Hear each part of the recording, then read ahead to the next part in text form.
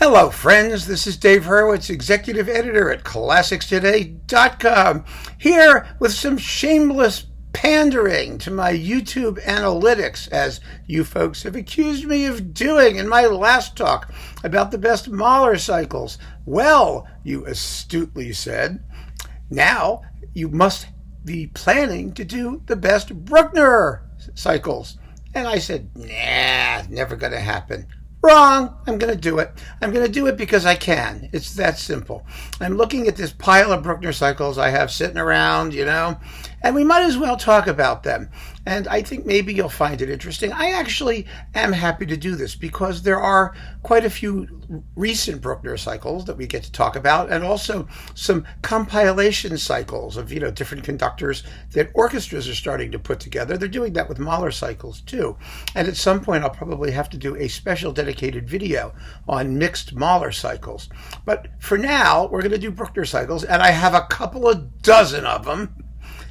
Oh my God, a couple of dozen Bruckner cycles. Get ready, because here we go. And some of them really suck, which makes things interesting. It really does. I don't have the suckiest one here. That's over in the overflow room, but I will tell you which one it is because it's just so much fun. It's Rozhdestvensky's on Melodia. Believe it or not, it exists. Yes, it does. And he does every possible version that then existed at the time he was doing it, including some of the ones that were completely spurious, and I think maybe he invents a couple of his own along the way. And the playing is that laser weapon, Russian brass, watery horn, screechy, noisy. It's fabulous.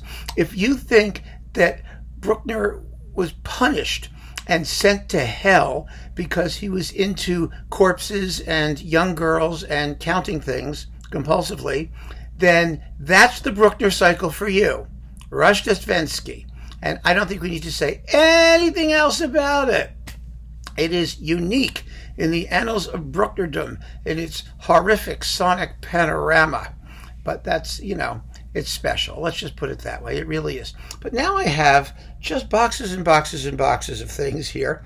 And the problem with doing Bruckner cycles is the fact that there are so many editions of each symphony.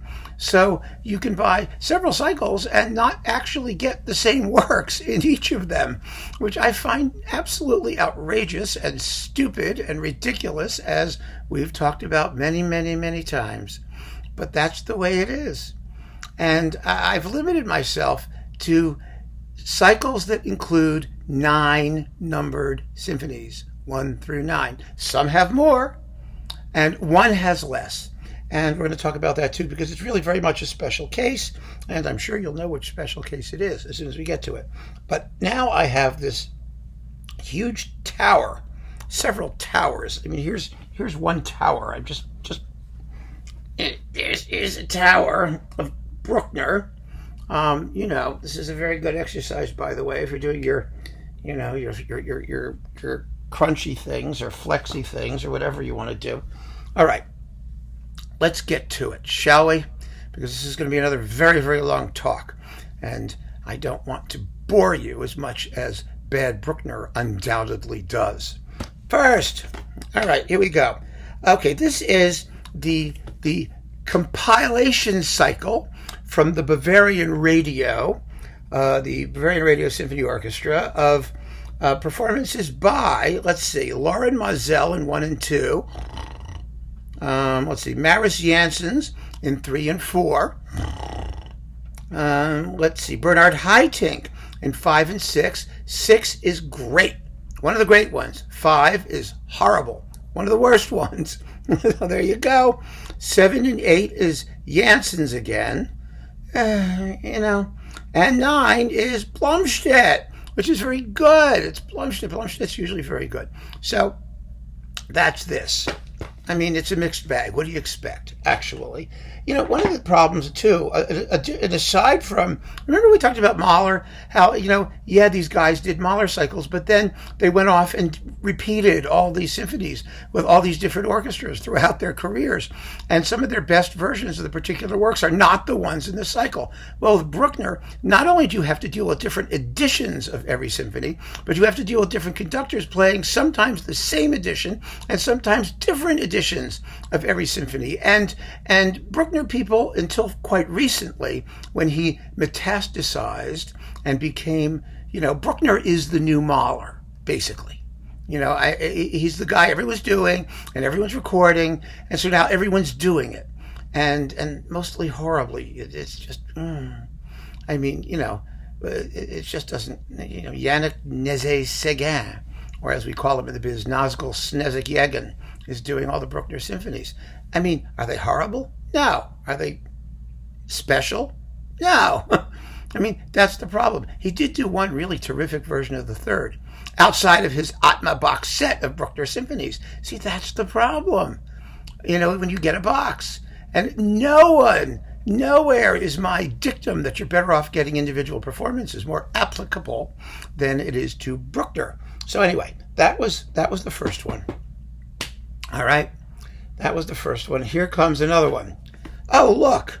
It's the Bavarian Radio Symphony Orchestra with Lauren Mazel. I guess they have a lot of time on their hands in Bavaria. They just need to find something better to do with themselves. Okay, it's Mazel. It's heavy. It's slow. It's, I think, two of the same ones that are in this box. This one, I think, went out of print right away for good reason. Mazel has done some fine Bruckner. He did a great Bruckner Eighth with Berlin for EMI. That's one of my reference recordings. But late Mazel is, generally speaking, dull Mazel. It really is. So let's, I don't know. The most exciting thing I can do with this, the most exciting thing about it is I can toss it over my shoulder. There we go. Wasn't that exciting? That's as thrilling as this is going to get. Okay, next, another compilation cycle. This is the Brilliant Classic cycle. Now, this has some cool stuff on it, because this you might call the cranky old kraut collection of Bruckner conducting. You get numbers 1 and 3 with Václav Neumann, Kurt Zanderling, and the Gewandhaus, and they're very good. Some of the recordings are a little old and scruffy, but that's okay. You get number 2 with Konvichny and the Berlin Radio Symphony Orchestra. And Konvichny is always a good conductor for this German stuff. He's very German. He's really German. And then Heinz Rügner in numbers 4 through 9. Now, Rügner, this is interesting. His tempos are interesting. His approach is interesting. I like a lot of these performances. He takes the, adagio of the fifth, the same tempo as the scherzo, things like that, because they relate thematically. There's some interesting things going on here, and these are fun performances. I do wish that they'd managed to stick like Ottmar Sweetener's stuff in here, because he did some great Bruckner, fantastic. But at least we have a nice compilation of Bruckner on Brilliant Classics with some classic performances that are brilliant. So this is kind of fun, and it's really inexpensive. If you are a hardcore Bruckner person who knows this music, you may want to get this just for a change of pace. It's a wonderful change of pace box. It really is. So that's that one. Next, oh, look who's here. Karajan. Yeah, Karajan. Karajan, for so many of us, was the Bruckner guy. He was the exemplar of Bruckner for the jet set era. And Karajan's Bruckner was actually rather special, because Karajan, who believed in Zen Buddhism at one time in his life, was terribly into the spiritual aspect, which for him meant, remember, he conducted with his eyes closed, and he basically did this. He'd sit there doing this.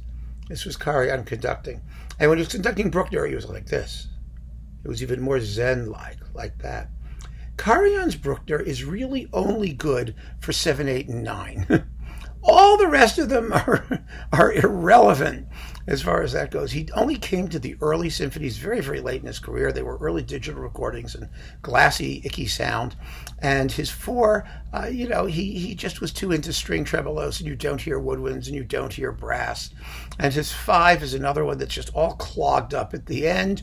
And six, they actually get sort of out of sync in the first movement recapitulation at that moment. It's kind of fun to hear the Berlin Philharmonic not be able to count. But 7, 8, and 9 were fabulous. The problem is that Karajan's best 8 is not in here. It's the Vienna one on Deutsche Grammophon, one of his last recordings, and his seventh too. They were gorgeous, valedictory Bruckner performances. Karajan's Bruckner is characterized by absolute steadiness of tempo and extremely terraced dynamics, very loud, very soft, which is exactly the way Bruckner wrote them, by the way. And so if you like the Furtwänglerian sort of twitchy, fidgety, fast speed up, slow down, do a lot of stuff with the music, then Karajan's not your guy. But if you like the Zen Bruckner, steady, tranquil, spiritual, in the 3 late symphonies is fabulous, but I wouldn't get the whole box. I just wouldn't. No way, not in a million years. So that's that. Also, a Brucknerian of somewhat iffy pedigree, Schulte in Chicago. Now, Schulte's virtues are the opposite of Karajan's. Schulte is really, really good in the early Bruckner symphonies. Here you get 0, too. You get 0, 1, 2, 3 are fabulous in this cycle because they're really exciting. He doesn't treat them like late Bruckner wannabes. He plays them as young. Well, nothing Bruckner wrote was young. Bruckner was born at age 50, but that's another issue. He treats them all as fresh and lively, and they're just wonderful, these early symphonies. And 4's not bad either, and 5, actually. The ones that I don't like here are 6, 7, and 8. I just think that they're a little bit shallow and kind of glassy sounding, and I don't know, they're just not great. 9 is pretty good, but these early batch up to like number 5, Schulte's really very fine. He's really, really good. I like them. I mean, this is a keeper. I'm keeping it for those, but really wonderful early symphonies. Next, let's see. After Schulte, we have, oh my God. Okay. Marek Janowski on pentatone. This is a recent cycle. And this one is with the Orchestra de la Suisse Romande. Now, Janowski is kind of an intellectual conductor. He's not a hot-blooded, passionate kind of guy. I wonder why. I mean, doesn't that look hot-blooded and passionate? Or, well, I don't know.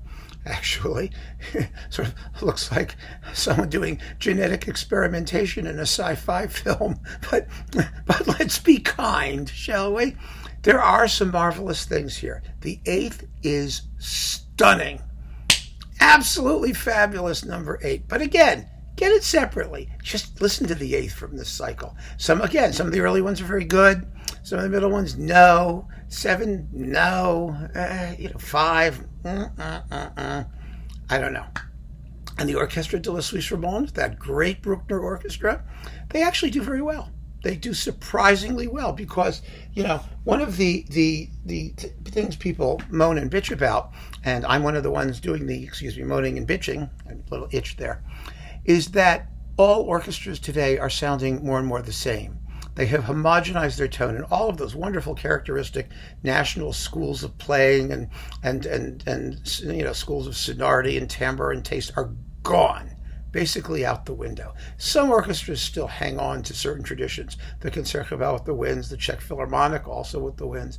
But yeah, I mean, the French orchestras don't sound like anything anymore, and it's kind of a shame. It is kind of a shame. And the advantage is that everybody can play Bruckner. Oh, aren't we happy? Isn't that wonderful? And it all sounds like everybody else playing Bruckner, including the Orchestra de la Suisse Romande with Marek Janowski. So there you go. Listen to that 8th. Oh, it's just a great performance of the 8th. You don't need the rest. Next. Oh, dear. All right. Barenboim 2. That's what this is. There are at least 3 Barenboim Bruckner cycles. He does them approximately every decade. He has to do another Bruckner cycle. They have been getting steadily worse. The most recent one with the Staatskapelle Berlin was atrociously bad and badly recorded on top of it. This is number 2 at the Berlin Philharmonic. It's only mediocrely bad. It's just boring. It's really boring, and it was somewhat indifferently recorded, and I don't understand why he bothered, why it was necessary. It just... Who needs more than one Bruckner cycle in their lifetime? Ever. Even if you're using different editions. It's like the world was waiting for you to do a second recording of a different edition of the Second Symphony. I mean, what planet do these people think we're living on? Or rather, are they that narcissistic and self-absorbed that they really think the world is waiting for their new recording of a different edition of the Second Symphony? That, I think, is probably entirely true. Avoid Barenboim at the Berlin Philharmonic on Teldec. Avoid, avoid, avoid. Next, Haitink, who is as annoying in Brookner as he is in Mahler. Haitink, who just conducts everything everywhere and records it and pretends he didn't, and says, oh, people make too many records, when he's the worst offender of all. He is the biggest hypocrite in the music business. This is his early Concertgebouw Bruckner cycle. You have wonderful performances of 1, 2, and 3. And 3 is like the Ozer edition. It's an interesting edition. He never quite got 4, to my point of view. I love the 5th in this performance. 6 is nice. 7, 8, and 8 are very underplayed. 9th is glorious. Absolutely glorious. Then he started doing them again in digital. He did, first of all, another 7th that was in analog just before the digital era, which is not this one, and it's glorious. It's one of the great, great, great 7ths, but trying to find it among all of the Haitink Bruckner 7s is virtually impossible. And as you can see, he did some of them in Bavaria. He did some with the Chicago Symphony. He's just dripping Bruckner everywhere. It's so annoying. But there are some great things in here. There really, really are. And that early Concertgebouw sound it's really rather different from the modern Concertgebouw sound, and it's beautiful, absolutely beautiful. So it's up to you. This is the Blu-ray version, by the way. If you like things that are blue and have rays, that's that. Next, I have to put all these away when I'm done. I don't even know where I got them, frankly. Oh, this is the super cheap Eloquence Shai Bruckner box. Now, Shai's Bruckner, I think, is vastly less interesting than his Mahler. I actually think he's kind of bored by it as often as not. You do get Symphony Number 0 and the Overture in G minor, which should be called the Overture Number 0 because, like the Symphony, it isn't much of an exciting piece. It's basically 0. But you have here an amazing Number 7, not with the Concertgebouw. It's with Berlin Radio. This was the best thing he did in Brookner. And after that, he went on and did the rest, and nothing was as good as that 7th. There are some nice things in here. There are. I'm not saying that they're bad, but you can do better. And that's the whole point. And I wouldn't get this whole box. The 9th is rather disappointing here. Very, very soft-edged. And the 8th is not special. 6 is pretty good. 5 is boring. Not Shai at his best. So forget that one. What is this one? Oh, remember this one. Okay. Inbal. Inbal was the first guy to do all of the early editions. The early edition of the 3rd, the first edition of the 8th, that kind of stuff. And for that reason, this got a lot of attention when it first came out. How well is it held up? Well, not all that well. There are better performances of all of this stuff. Although the first version, the original version of the 3rd in here is pretty good. The original version of the 4th is just a bore. The original version of the 8th is just a terrible edition. The revision is 100 million, billion, zillion times better. And the other performances in here are really completely uninteresting and not all that well disciplined. Again, he's a much better Mahler conductor than he is a Bruckner conductor. So I would pass on Inbal, even for those earlier editions. These were fun when they came out, but you kind of get a sense that that's why it existed, not because he had anything really powerful or fabulous to say about Bruckner's music.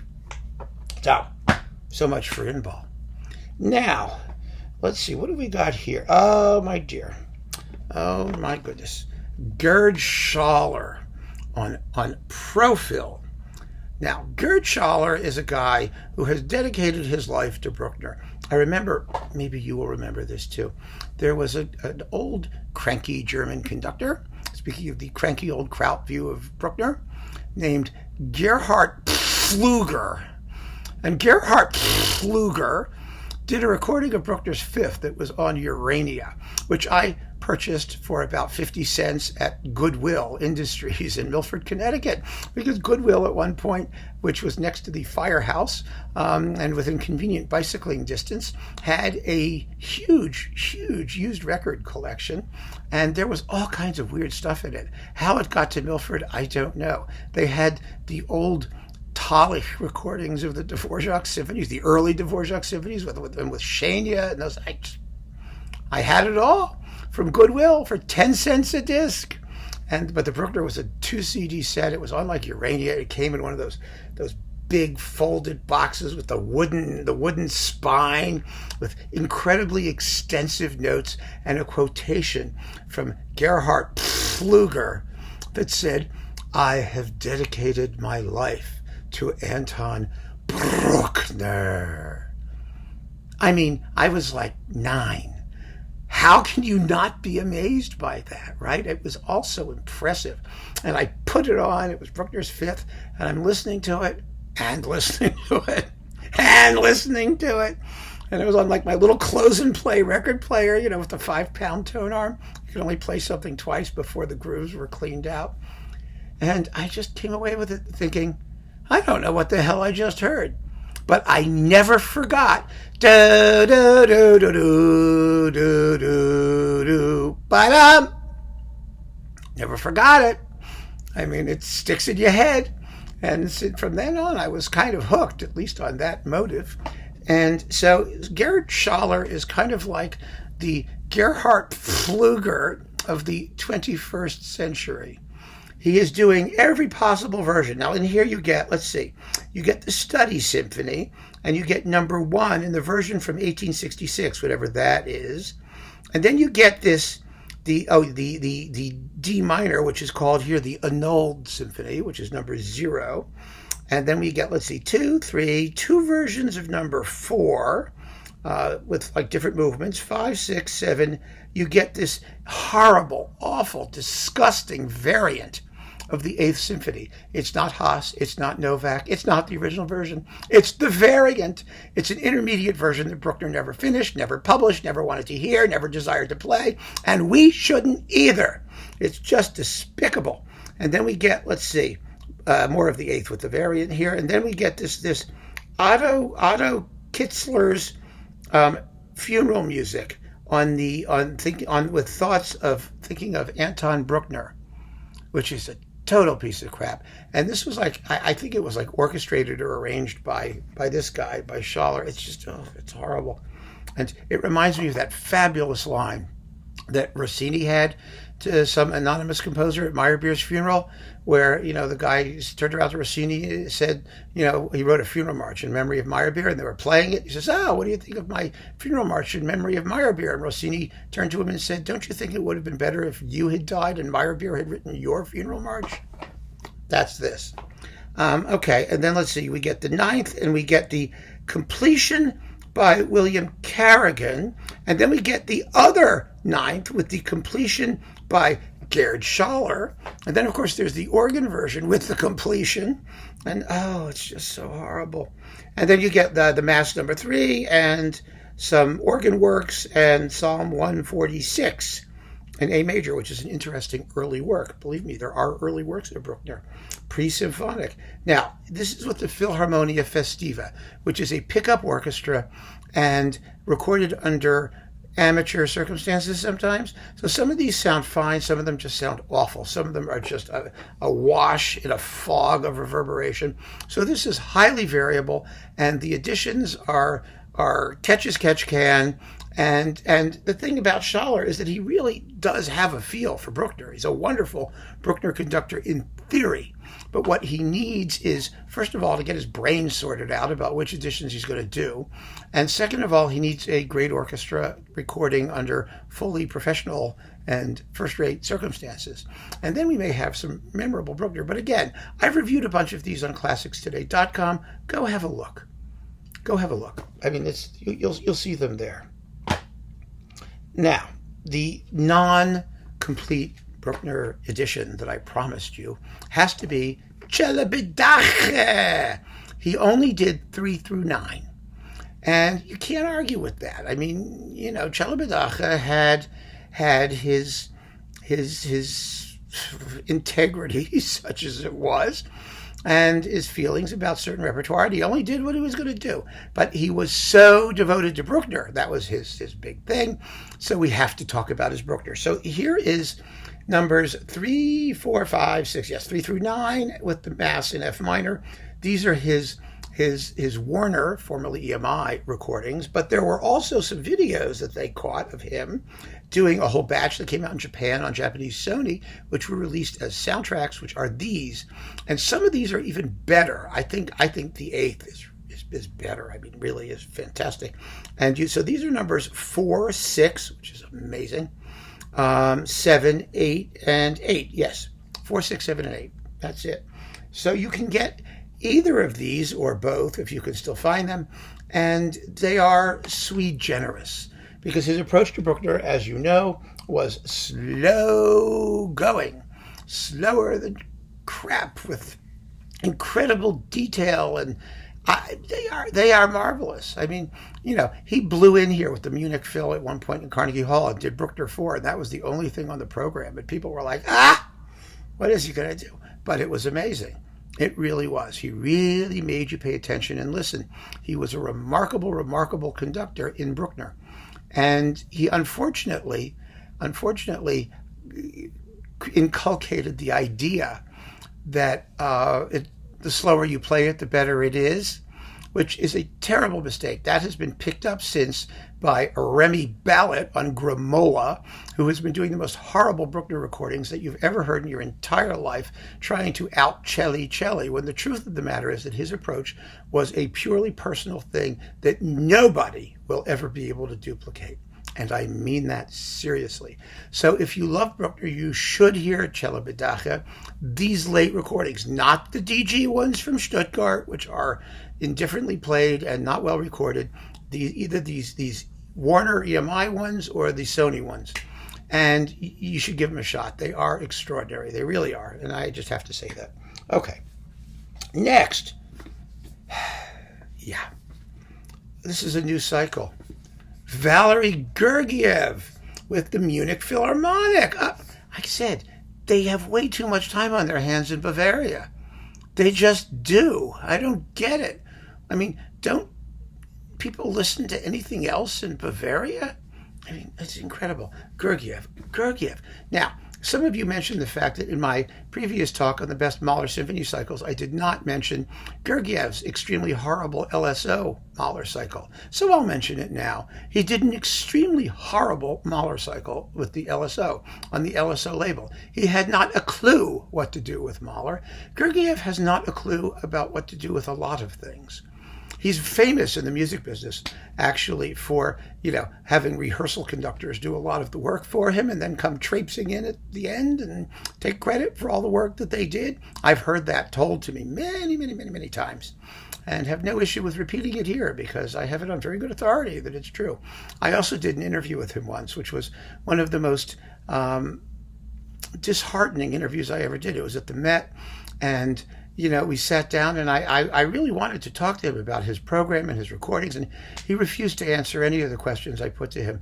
He just had a pre-programmed talk that he would give, and you would wind him up and let it go, and out it came. And if you said, "Excuse me, I wanted to ask you," he would just ignore anything you said and keep going. It was like I was talking to some sort of, automaton. And speaking of automata, we have this Bruckner cycle, Symphonies 1 through 9, and it comes with a quotation from Maestro Gergiev. Shall we read the quotation? I love it when conductors speak. It's so much fun. Talk about how to shoot yourself in the foot. It's like advertising, when they say, if you have nothing to say, sing it. Well, here is, if you have nothing to sing, say it. It's just the opposite, but equally true in its way. He says, okay, let me see if I can read this because it's tiny. Okay. In very complicated times, in the hectic 21st century, do you think life was anything less hectic in the days before deodorant and toilet paper? Really? All right, anyway. In the hectic 21st century, we need Bruckner more than previous generations. His relatively slow, very majestic and sometimes gigantic understanding of our world through his music, the relations between human feelings and God. Yeah. As well as the contemplation of nature, the consolation of our own troubled soul, troubled self, pardon me. My self isn't troubled. I have a really happy self. I really do. I love it when they talk about this shit. It's just so, ugh. All right, which is constantly confronted with the incredibly big and fast-changing world around us. Period. Oh, that was all one sentence. Sorry about that. I mean, I had a clausal breakdown somewhere in the middle there. Okay, anyway, the time the time at St. Florian in September 2017, 2018, and 2019 was a highlight in my career and the history of the Munich Philharmonic. Valerie Gergiev. Oh, I'm so touched. All I can say is that was the most interesting thing about this set of Bruckner symphonies. Next. Oh. And then there was this. This came out on the Leipzig Gewandhaus's own sort of quasi-label, more the MDR whatever label. This is the Bruckner symphonies with the Gewandhaus and Herbert Blomstedt. Well, now Blomstedt's a great Bruckner conductor most of the time, and this cycle is incredibly boring. Really, really, really boring. I don't understand it. I was shocked. I was really looking forward to hearing it, and I put it on, and it was such a snoozeroo. So was remember Kurt Mazur on Eurodisc, he did a Bruckner cycle with the Gewandhaus that was equally boring. And the Gewandhaus can be a great Bruckner orchestra, but for some reason, maybe they're really not. Here, let's talk. Andres Nelsons is doing a Bruckner cycle with the Gewandhaus, and that's equally boring too. Maybe there's something going on at the Gewandhaus that they don't want us to know about. Maybe there's a reason they only do Bruckner in Munich. I don't know, but it's boring. It's terrible. All right. So those are all of the dull, lousy, somewhat good, provisional, some decent, some wonderful things, but other not wonderful things. Those are those boxes. So now what we have left is the 7 Bruckner boxes that are real keepers, that really give you Bruckner the way you should have Bruckner. Yes, Brookner. Okay, first, Georg Tintner on Nexus. Now, Tintner does all of the earlier versions of everything, the original earlier versions, wherever he can. And I generally prefer later or middle or whatever versions, revised versions, and have issues with these earlier versions. But if you want to get them, these are marvelous, marvelous performances. His original version of the Bruckner Third is the greatest performance of that you'll ever hear, probably. The fourth, I can't get past the lousy scherzo. I just can't. But these are basically very, very fine performances. They're with a bunch of orchestras, not Bruckner orchestras necessarily. The Royal Scottish National Orchestra, but which has a great brass section, and the National Symphony Orchestra of Ireland and the New Zealand Symphony Orchestra. But Tintner was a truly devoted, dedicated Bruckner guy. He really was. And these are beautiful performances of the editions that they use. And so I really believe that if you want to get a cycle of Bruckner symphonies that has the early versions, and they're perfect for recordings and to listen to once in a while. And I know some people prefer them, but I want to have them because I do want to hear them once in a while, and they're useful for reference, and these are as positive and dynamic a performance of them as you'll hear. So Tintner is a basic Bruckner collection, edition, thing, object, whatever you want to call it. You should have Tintner. So that's really good. And so that goes into the keeper pile. Where's the keeper? Oh, keeper pile. There it is. Okay, next. Günter Wand. Oh, where do we begin with Günter Wand? This was his original cycle, okay, with the Cologne Radio Symphony Orchestra. Now, after he did these, he went on to do Bruckner after Bruckner after Bruckner after Bruckner after Bruckner. I think he did the ninth 5 or 6 times, 7 times. He did them in Japan. He did them underwater. He did them on the moon. He did them everywhere. And because he suddenly woke up and was the grand old man of German music, RCA was there recording every single thing he did. And not only that, but all the German radio things on Profil, they're all there too, with all the German radio orchestras. There is Günter Wand Bruckner everywhere. There is so much Günter Wand Bruckner that the tectonic plate on which Europe sits may shift and drown all of its coastal cities. That's how much Günter Wand Bruckner there is out there. But this is a very fine, very well played, very consistent, beautiful Bruckner cycle. He had better playing from the Berlin Philharmonic when he did like 7, 8, 9, 5, 4, 5, 7, 8, 9 in Berlin. He had, the extraordinary live from Lübeck Cathedral number 8. He had those great NDR recordings. He had 400 versions, like I said, of the 9th. But it's still a great Bruckner cycle. And if you want a cycle, we're talking cycles, not individuals, this is very inexpensive and it's worth having. Now, if you want individual symphonies with Günter Wand, and you really want to hear some of them, get the individual symphonies, get the live ones, get the NDR, the Berlin Phil ones. They're just better. The playing is better. And his insights, I think, were a little bit deeper, shortly before death. Bruckner is such a great composer to do when you're, and when you have one foot in the grave. Don't ask me why. I mean, it's the spiritual thing. Go figure. But definitely a keeper. Now, of all of the mixed cycles, this is the one you got to get. This is great. This is the Vienna Philharmonics Bruckner cycle on Eloquence. And this is just a wonderful, wonderful box. I mean, there are fabulous performances in here. Let's see. What have we got? You have number 1 with Claudio Abbado. Abbado loved Bruckner's First Symphony. He always did it well, and he recorded it 3 times. So, I mean, he must have. Number 2 with Horst Stein, who was a terrific Brucknerian. 3 and 4 are the classic Carl Böhm recordings, which are amazing. 5 is Lauren Mazel before he slowed down and became impossible to listen to, and it's quite good. 6 is also Horst Stein, one of the great Bruckner 6s ever.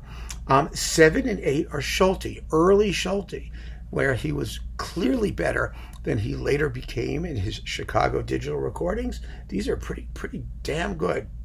And then 9 is the Zubin Mehta, which is a classic, one of the great 9s ever. And back in the day when Bruckner was not a dime a dozen, this was one of the only choices out there. You had Karajan, you had Haitink, and you had Mehta and Joachim when you could find it. But those were the ones. I mean, those were the ones that people bought.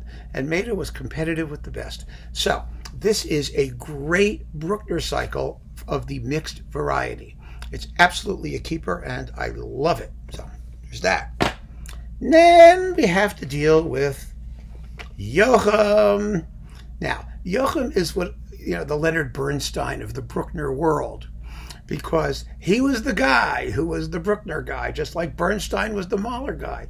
And like Bernstein, he did 2 complete Bruckner cycles, which are complementary in that you can put together probably the best Bruckner cycle ever by taking the best of each, but neither one is perfect by itself.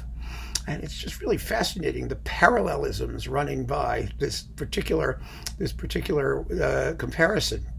Now, the first Bruckner cycle is with Berlin Philharmonic and the Bavarian Radio Symphony Orchestra. Once again, lots of time in Munich.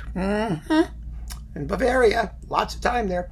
So, what is great about this cycle? Well, 4 is absolutely fantastic, absolutely fabulous, and 6 and 8. His 8th year is better than his 8th with the Staatskapelle Dresden, believe it or not. And of course, his 9th was always great. But really, this is good for the early symphonies 1, 2, 3, and 4, I would say, and and 8.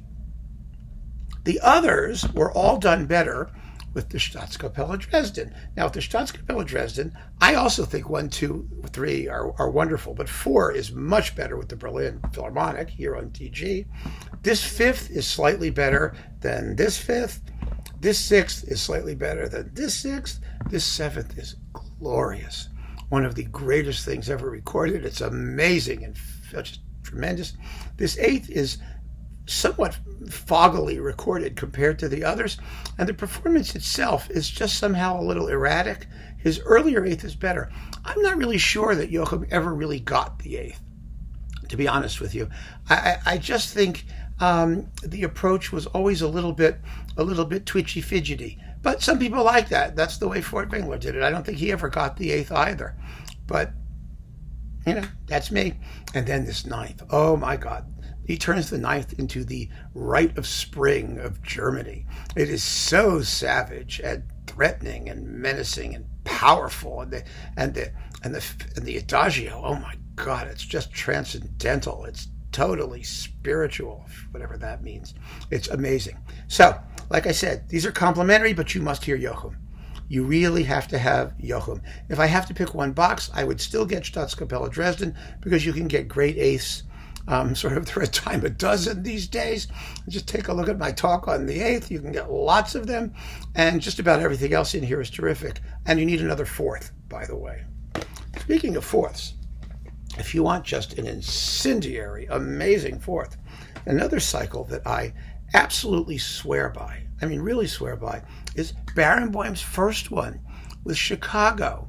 Now, Barenboim at this point in his career was still in faux Furtwängler mode.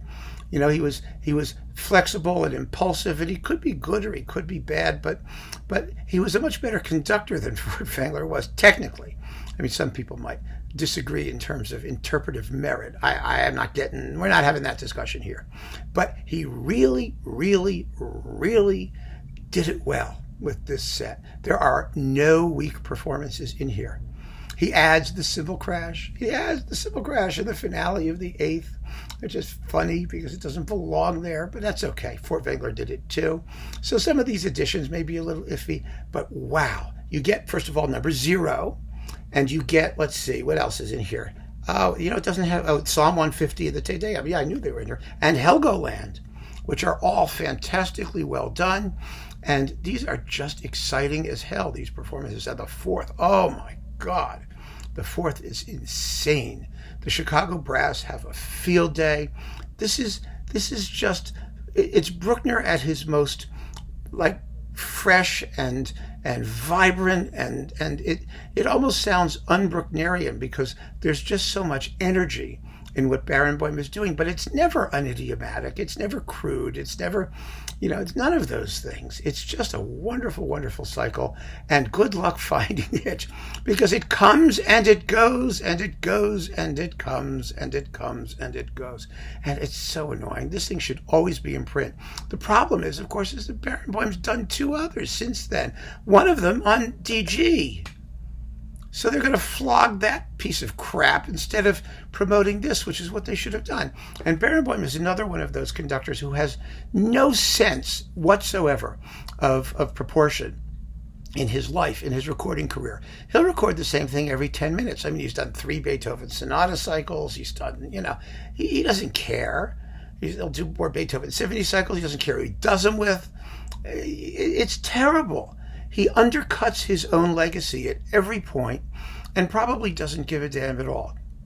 He really doesn't, because you get the sense that he's just, as arrogant as can be when it comes to these things. And it's just such a shame. I mean, it's such a shame, because he's done great, great, great work. And if you can whittle down the great stuff, he would have one amazing legacy. Unfortunately, there's also a pile of crap, because he's a very on-again, off-again interpreter.